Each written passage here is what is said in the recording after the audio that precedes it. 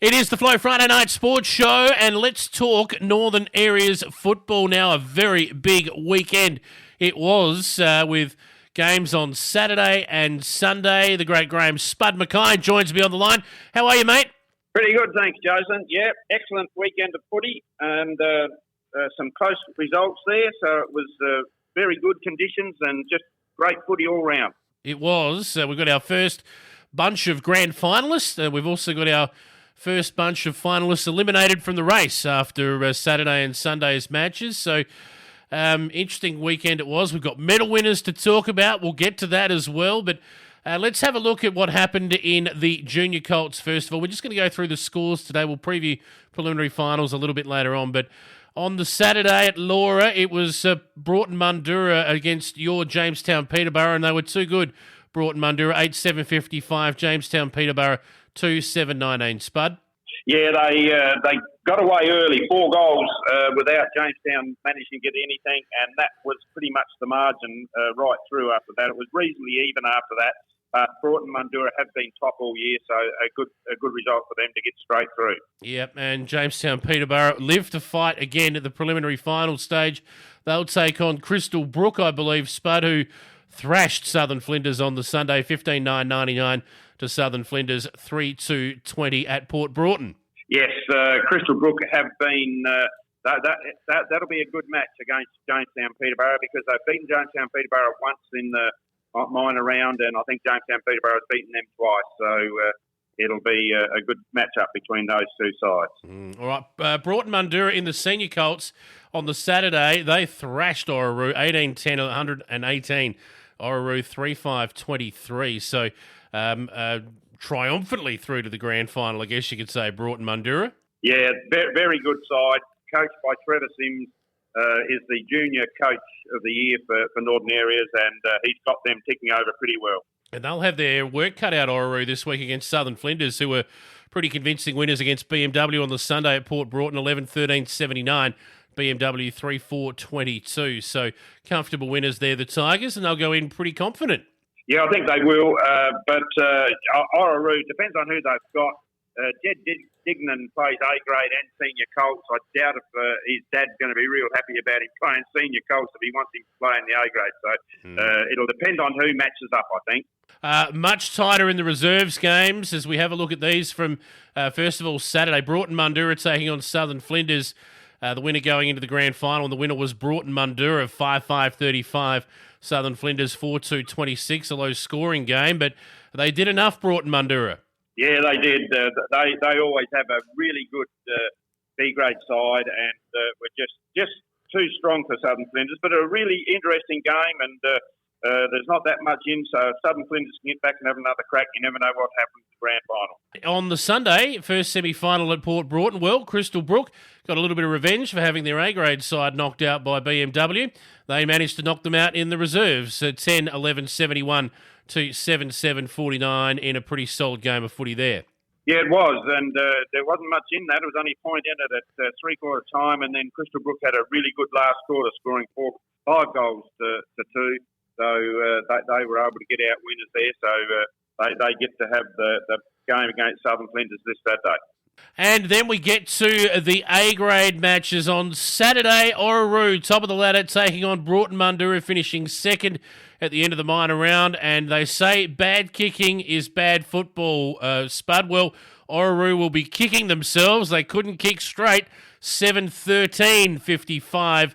Broughton Mundura 9-4-58. Broughton Mundura through to the grand final. Yeah, it's a strange game, that one, because the wind was favouring the southern end, but I reckon 10 out of the 16 goals were scored at the northern end, and the only reason I can put that down to is there's a bank of trees around the northern side, and it just sheltered it a little bit and made scoring goals on that end a little bit easier. Right. But Orroroo can rue their third quarter where they had 1 goal 6, and I reckon there was 2 out of bounds on the full. And in the meantime, Broughton Mundura were able to kick 5 goals, so 5 goals straight. So there's the difference in the side. So it was anybody's game with Broughton Mundura getting just over the line by 3 points. Well, there you go. McCarthy kicked 2 goals for Orroroo. Homsch 2 as well. Hughes, Slade, Bowman and Ellery named the best for them. But for Broughton Mandurah, only 2 multiple goal kickers there as well. Allen and Hewitt, they both booted 2. Grimes, Bowley, Gordon, Dolling, and the other Bowley named in the best for the winners. So Orroroo will cash in their double chance, and they will take on BMW, who knocked out Southern Flinders on the Sunday at Port Broughton. Southern Flinders, as we said, not enough goal-scoring power up forward, and it's found them out in the end. 7-10-52, BMW 10-8-68, and the Lions continue on. Yeah, very good last quarter by BMW. They kicked 7 goals in that last quarter, and it was mainly instrumental from their coach in Alec Kanga. He set them alight there, took a fantastic mark up forward, kicked a goal from that mark, and that set them on the winning path, and they were just able to sort of hold Southern Flinders out. But a really good effort, and Southern Flinders have been good all year. Nick Pearce has done a good job with them, but unfortunately they just weren't able to get over the line last Sunday. Yeah, they looked as though they had it pretty well under control at half-time, didn't they? Leading by, 3.5 goals or so, but wasn't to be for them. That's the problem when you're a side like the Southern Flinders, who may dominate play for long periods of time. If you don't put it on the scoreboard, you always leave yourself open to that late comeback, and that's exactly what happened here. That's exactly right, and Southern Flinders even led at three-quarter time, but it was BMW's ability to be able to finish off that game that got them over the line. You mentioned Kanga. Well, it was the other Kanga who booted 3 goals up forward, or both of them. They were a double threat. We'll get to Alec Kanga and his exploits a little bit later on.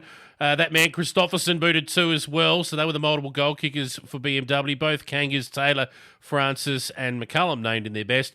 For Southern Flinders, Vomard, Smith, Pearce, and Coombe named in the best. Amy and Smart, along with Amberg Pedersen, all booted 2 goals for the Tigers. So that was the week that was, but it wasn't all that was decided across that. We had through the week the medal counts. Now, how did this go? Where was it, and when was it held? Right, it was at Orroroo Centre, and boy, it was a busy weekend for our secretary, Northern Area Secretary Tracy Smith, because it's really hard when you've got a Saturday-Sunday game and then you've got to front up for the medal count on the Monday night. Yeah. But was well hosted by BMW there at Orroroo Centre. An excellent night. And the A-grade count was really interesting because Aidan Lee, who only played 10 games for the year, led pretty much the whole night up until about the second to last game, I reckon, something like that. And then he was just pipped by Alec Kanga from BMW, who managed to win it on 18 votes, following up his brother's win last year. So Lucas won it last year, and Alex has done it this year. So that's really good. But a sterling effort from Aidan Lee. I'm sure that if he hadn't had that knee injury at about round 10, he would have been right up there, because he had an excellent year up until then. Nick Pearce from Southern Flinders had 14 votes, and the leading goal kicker, William Hewitt from Broughton Mandurah, had finished on 13. He was the best from Broughton Mandurah. Indeed. Just going through some of the other medal winners, I think Ryan Braun, I've butchered that. Brorum, is it? Bogan. Ryan Bogan. Yep, okay. Ryan Brogan, he had 19 votes in the B grade to win from Samuel Wells from Orroroo. Yep, that's correct. Yep, that was a pretty good count there, and a fairly high scoring count for B grades. Often you find 10 or 11 votes will win that, because they tend to be spread around, and that was a really interesting count. It was a blanket finish too in the senior Colts, where there was only 3 votes separating first to fifth. So it was Jed Dignan from Orroroo with 19 votes winning that from Southern Flinders, Jaden Walker on 18, and Oscar Pedler from Crystal Brook on 18. So not much between those boys. No, it was very, very tight. And as I said before, Jed Dignan probably he hasn't played the full season there, but when he is a real gun. And he may have had a bit in Adelaide, I reckon, early in the season with North Adelaide, and will be down there at some stage, I'm pretty sure, because shows a lot of talent. And the Junior Colts winner, you would have been smiling at this, Spud, wouldn't you?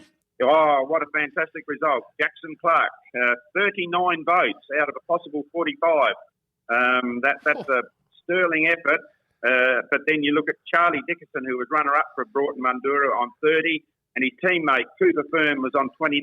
So they stole votes from one another. But Jackson Clark was a standout for Jamestown Peterborough during the year, and will continue to be really good as he moves up into senior Colts. There'll be an action in that Colts clash, the Junior Colts clash this weekend. Let's have a look at it with games this week, Spud, being played at Jamestown. Is that right? That's correct, yep. So the ground's going to be in pretty good condition, I would have thought, because there hasn't been much rain there for a couple of weeks now, so it would have dried out nicely. Indeed. So at home, the Jamestown Peterborough crew will have the hometown roaring for them. They'll be taking on Crystal Brook in the preliminary final. I think it's a 9:30 a.m. start, Spud, is that right? Yeah, that's right. They kick off at 9:30. So, really hard game to pick. Jamestown Peterborough, we hope, will get over the line with their medal winner, Jackson Clark, sort of leading the way. But as is always the case in finals, your best player seems to get a bit more notice taken of him, and they'll try and man up on him and cut his influence. But there's other players that will take over. So, yeah, as I said, Crystal Brook have beaten them once during the year, so anybody's game. Yep. In the senior Colts, Orroroo, after a bit of a belting last week, and again, it'll depend on whether some college kids are able to get to Jamestown for this. They'll take on the Tigers, who'll pack the cut lunch and get the water bag sorted and head up to Jamestown. Yeah, again, you would think Orroroo, if they've got their full side there, will be too strong, as they have been for most of the season. But it gets a little bit tricky when you get to these finals, and you've got to work out whether you're going to play those senior Colts in their correct grade, or you're going to put them up in the A grade if they're good enough. And Jed Dignan is certainly good enough to play up there. So it'd be really interesting to see how they man up there. The top 15 rule will be in effect here in the B-grade clash between Southern Flinders and Crystal Brook. Those that are qualified can play. Both sides A-grade out of the running now. So will that change anything between these two, Spud? No, not really. They'll probably go with what they've had most of the year.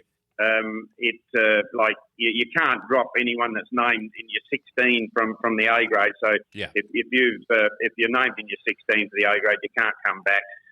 So pretty much it'll be as it is, and I'd expect Southern Flinders to get over. I think they'll be probably a little bit quicker than Crystal Brook, but should again be a really tight match, and it'd be nice if we can sort of get an even spread of teams through into the grand final, so that we get good support there on grand final day. Absolutely. And then the big one, the A-grade preliminary final, and here's a danger game for Orroroo, if you don't mind. BMW will come cruising along with not much to lose. And Orroroo, they're going to want to kick a bit straighter than they did last week. If they do, they'll win. But there'd be some nerves floating around out there at Orroroo, I reckon. Yeah, there will. And, you'll look back at that last minor round game where BMW were absolutely smashed by Orroroo. Yeah. Now, that means nothing in the context of a finals game. We time and time again see teams that don't play well in the last minor round game that reverse that form when it comes to the finals. But I think it's going to be pretty hard, because Orroroo have got a really good even spread of players across the ground there. BMW will rely on their coach, Alec Kanga, and Lucas Kanga, of course, his brother, Bradley Taylor, Gordy McCullum in the ruck, Joe Cough in the ruck. Braden Battersby will be their main focal point in the back line there. And Matt Christopherson, I thought, played well last week, but he didn't make their best players. But it's funny how you sort of see it. I probably don't know that much about it, but I thought he was good. But for Orroroo, I've often spoken about their back line, and I think that's the key, that if their on-ballers don't get first use of it, their back line with Damien Ellery at full-back, Jonathan Barley at centre-half back, and then you've got Declan Duffy and Andrew Tappert on the flank. So they are all really experienced backmen and will do a good job there. But up forward, they've got Nick Homch at full forward, who will kick goals for them. Patrick McCarthy at centre-half forward.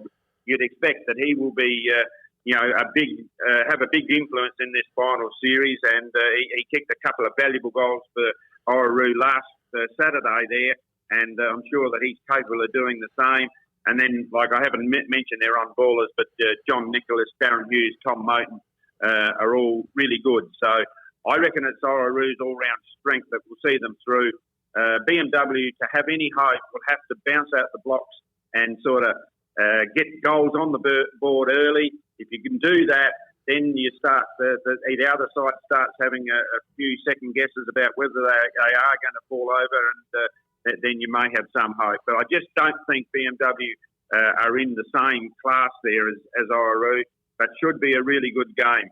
And let's hope they all get through without any injuries. Fingers crossed. Yeah, I think Orroroo, sometimes we can overread things a little bit, and you're right, that last game where it was all on the line for BMW, they had to win to play finals, or they needed to win to secure a finals berth. As it worked out, they got in anyway, but yep. I think Orroroo are going to be too strong at the end of the day. It's been a race in two for most of the year, hasn't it? Yeah, it has, and BMW have done a great job to get there. I mean, if Crystal Brook had have won the last 9 round game there, and they weren't that far off against Southern Flinders, well, then BMW wouldn't have even been there. But look, you're there, you've got a chance, and anything can happen on the day. So if they are able to sort of get their best out there, and their leading players can lead some of the younger players along with them, and they've got plenty of talent there that are only playing in their second or third year of A-grade footy, anything can happen. Exactly right, mate. It's why games are played on grass and not paper. So that's where we'll leave it, I think. Enjoy the footy on your home deck this week at Jamestown, and we'll catch you next week, mate. Okay, see ya.